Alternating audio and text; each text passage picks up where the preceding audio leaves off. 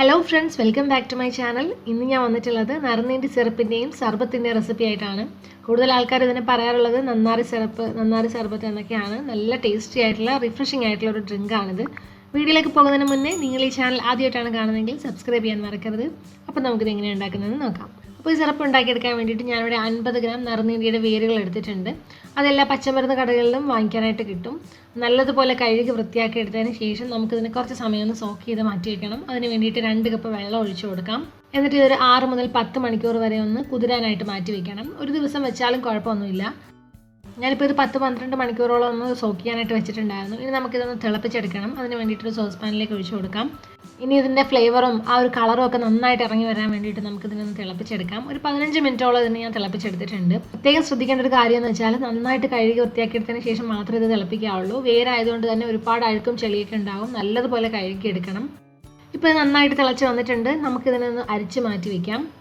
ഇപ്പോൾ നമ്മൾ ഈ തിളപ്പിച്ചെടുത്ത വേരിനെ നമുക്ക് വീണ്ടും ഒന്നുകൂടി തിളപ്പിച്ചെടുക്കാം. ഇതിലേക്ക് 1-2 കപ്പ് വെള്ളവും കൂടെ ഒഴിച്ചിട്ട് ഒന്നുകൂടി നമുക്ക് തിളപ്പിച്ചെടുക്കാം. ഈ വേരിലുള്ള മുഴുവൻ ഫ്ലേവർ ഇറങ്ങി വരാൻ വേണ്ടിയിട്ടാണ് വീണ്ടും ഒന്നും കൂടി തിളപ്പിച്ചെടുക്കുന്നത്. നിങ്ങൾക്ക് വേണമെങ്കിൽ ഇതൊന്ന് ചതച്ചിട്ട് തിളപ്പിച്ചെടുക്കാം. അങ്ങനെ ചെയ്യുമ്പോൾ അതിൻ്റെ നടുക്കുള്ള ആ ഒരു വെള്ള പോർഷൻ ഒന്ന് മാറ്റിയിട്ട് വേണം തിളപ്പിക്കാനായിട്ട്. ഇനി വേറൊരു പാത്രം എടുക്കുക. അതിലേക്ക് 2 കപ്പ് പഞ്ചസാര ചേർത്ത് കൊടുക്കാം.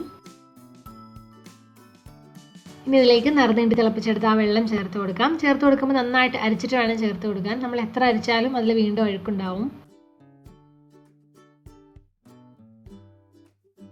ഇത് നല്ലതുപോലെ ഒന്ന് മിക്സ് ആക്കി എടുക്കണം. പഞ്ചസാര നന്നായിട്ട് അലിഞ്ഞ് വരുന്നവരെ ഒന്ന് മിക്സ് ചെയ്തെടുക്കണം. ഇനി ഇതൊന്ന് നല്ലതുപോലെ തിളച്ച് വരണം. സിറപ്പിൻ്റെയൊക്കെ ആ ഒരു പരുവായി വരുന്നവരെ നമുക്ക് ഇതിനെ തിളപ്പിച്ചെടുക്കാം.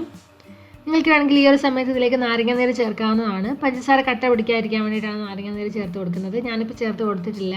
ഇനി നമുക്കിത് തണുക്കാനായിട്ട് മാറ്റി വയ്ക്കണം. നല്ലതുപോലെ തണുത്തതിന് ശേഷം നമുക്കൊരു കുപ്പിയിലാക്കി മാറ്റി വയ്ക്കാം. പുറത്ത് വെച്ചാലും മതി, അല്ലെങ്കിൽ ഫ്രിഡ്ജിൽ വെക്കാം. നമുക്ക് ഈ സിറപ്പ് വളരെ എളുപ്പത്തിൽ വീട്ടിലുണ്ടാക്കി എടുക്കാവുന്നതേ ഉള്ളൂ. അപ്പോൾ എല്ലാവരും ഒന്ന് ട്രൈ ചെയ്ത് നോക്കണം. നമുക്കിനി ഈ സിറപ്പ് വെച്ചിട്ട് സർബത്ത് എങ്ങനെ ഉണ്ടാക്കുന്നതെന്ന് നോക്കാം.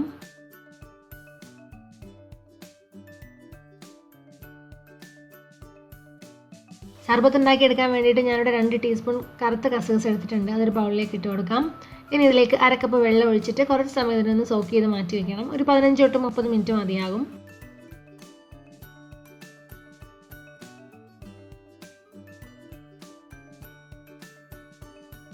ഒരു വലിയ ഗ്ലാസ്സിലേക്ക് നിങ്ങളുടെ ആവശ്യത്തിനനുസരിച്ച് നറുനീണ്ടി സിറപ്പ് ഒഴിച്ചു കൊടുക്കാം. ഞാനിവിടെ 3 ടേബിൾ സ്പൂണാണ് ഒഴിച്ചു കൊടുത്തത്.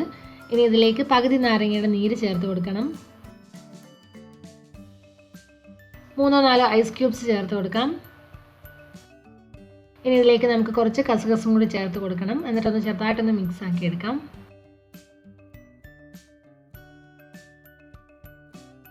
ഇനി നമുക്കിതിലേക്ക് തണുത്ത സോഡയോ അല്ലെങ്കിൽ തണുത്ത വെള്ളമോ ചേർത്ത് കൊടുക്കാവുന്നതാണ്. ഞാനിവിടെ പ്ലെയിൻ സോഡയാണ് ചേർത്ത് കൊടുക്കുന്നത്. അപ്പോൾ ഇത്രയേ ഉള്ളൂ. നറുനീണ്ടി സർബത്ത് അഥവാ നന്നാരി സർബത്ത് ഇവിടെ റെഡി ആയിട്ടുണ്ട്. ചൂട് സമയത്തൊക്കെ കുടിക്കാൻ പറ്റിയ നല്ല റിഫ്രഷിംഗ് ആയിട്ടുള്ള ഒരു ഡ്രിങ്ക് ആണിത്. എല്ലാവരും ട്രൈ ചെയ്ത് നോക്കണം.